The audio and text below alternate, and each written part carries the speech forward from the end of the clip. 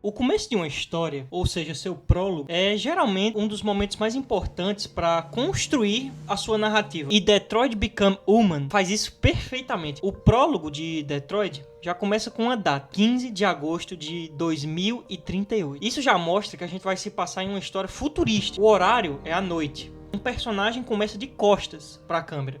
A gente vê Android nas costas dele, um número 800. A gente não consegue ver o rosto dele. É um ciborgue? É um humano? É uma pessoa que meio ciborgue, meio humano? A gente não sabe ainda. Então, se ele é um androide, e androides são muito habilidosos nessa sociedade, eles são muito avançados, eles não precisam de humanos. A câmera dá um close no rosto do Connor, que é o protagonista desse prólogo, e mostra que ele tem um círculo um pouco em cima dos olhos. Se você tinha alguma dúvida que esse cara era um androide, talvez essa dúvida não exista mais. Quando ele chega no andar, o policial já fala que o negociador chegou no local. Isso dá informação pra gente que androides atuam em diversos de empregos e serviços que humanos fariam nesse lugar, mostrando que nessa sociedade é comum androides no meio de pessoas trabalhando. Mais pra frente, no corredor, um guarda tá levando uma mulher, que depois a gente entende que é a mãe da criança, que vocês vão ver mais pra frente no prólogo. Ela vê o Connor e ela pede por favor pra salvar a filha dela. Mas quando ela percebe que o Connor é um androide, ela fica com raiva. Ela pergunta por que não mandaram uma pessoa de verdade. E isso mostra que muitas pessoas não veem androides como seres. E isso, mais um ponto pro prólogo, isso vai ser abordado mais pra frente. Depois de mostrar mais o local, o Connor vai conversar com o capitão, ou quem tá encarregado. A gente pode ver que ele fala o mínimo possível com o Connor, como alguém que dita instruções a uma máquina. Mais uma vez reforçando como pessoas não veem ciborgues, androides como pessoas nessa sociedade, coisa que vai ser abordada mais pra frente. O Connor, ele investiga todo aquele local, procurando pistas, informações. Você deixa o jogador com isso na cabeça. Ele tá só juntando informações, ele consegue sentir o que essas pessoas sentiram, ele consegue entender esse sentimento.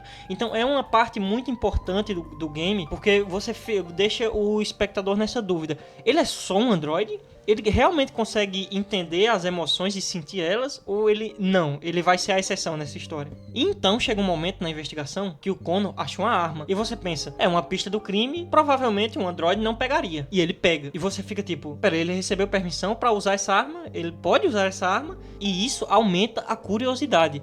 Ele realmente tá fazendo isso porque ele acha que vai ser útil, então ele tá meio que pensando como um ser humano. Na hora que o Connor vai atravessar, ele toma um tiro. A negociação começa, a gente vê o androide com a garotinha tá muito assustada, o androide tá ameaçando com a arma, e o símbolo na cabeça dele sempre fica em vermelho, indicando alguma falha, algum erro. Isso é um detalhe que vai ser explorado mais pra frente também. Atiradores se preparam, câmeras ficam frenéticas. A cena inteira é muito tensa. O Connor começa a usar tudo que ele poderia usar para tentar impedir que o Daniel, esse é o nome do androide que que sequestrou essa garotinha, tudo que o Connor puder fazer para impedir que isso aconteça, ele vai.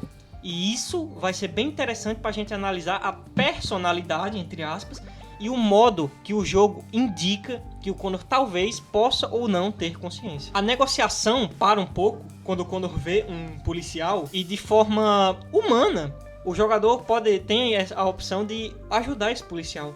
E durante a ajuda desse policial, o Connor diz que vai fazer um torniquete, o Daniel atira nele, se você ajudar ele eu vou te matar. E o Connor fala uma das frases que vão ser mais controversas durante o jogo. Você não pode me matar, eu não estou vivo. Ele pergunta se o Connor tá armado, o jogador pode ou não falar que tá ou não armado. A negociação continua com ele tentando ganhar a confiança do Daniel.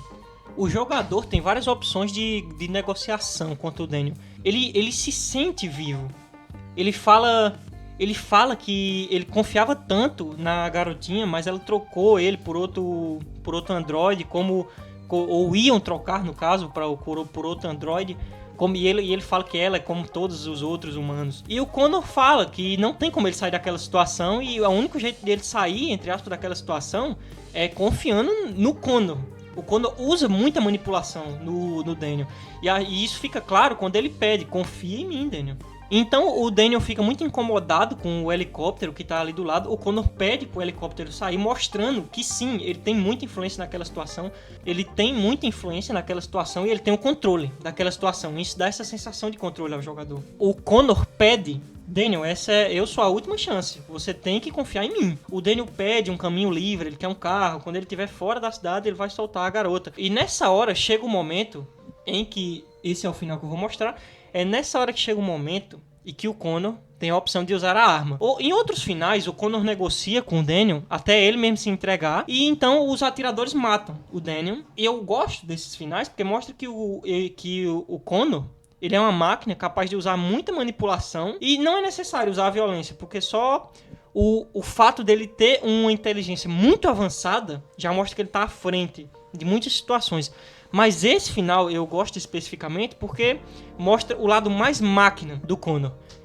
O jogador tem a opção de usar a arma e depois disso ele tem a opção de só intimidar ou executar. O Connor, ele acha, digamos assim, ele vê uma brecha de usar a arma como o último recurso e... Na primeira oportunidade, eu gosto dessa cena porque ele executa. Como uma simples tarefa, uma simples missão, um simples trabalho. Ele não sentiu nada. Dá um close, a câmera fecha na cara dele.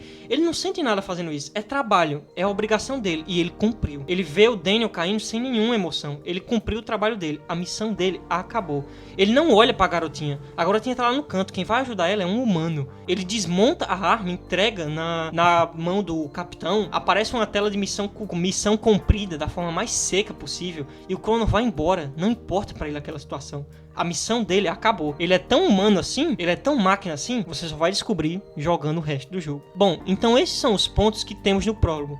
Os robôs são muito avançados, robôs são confundidos com humanos, robôs podem ou não ser humanos, podem ou não ter consciências e emoções, e robôs, na maioria das vezes, podem sim viver em sociedade. E esses pontos não são abordados apenas no prólogo. Os pontos que são abordados no prólogo são abordados até a última cena de Detroit. E é por isso que eu considero o prólogo de Detroit um dos exemplos de prólogos para começar uma narrativa. Quase um prólogo perfeito. Bom, então esse foi o vídeo. Eu espero de verdade que se você chegou até aqui, você tenha gostado. Se inscreve no canal, dá um like e ativa as notificações para ficar por dentro dos próximos conteúdos. Valeu!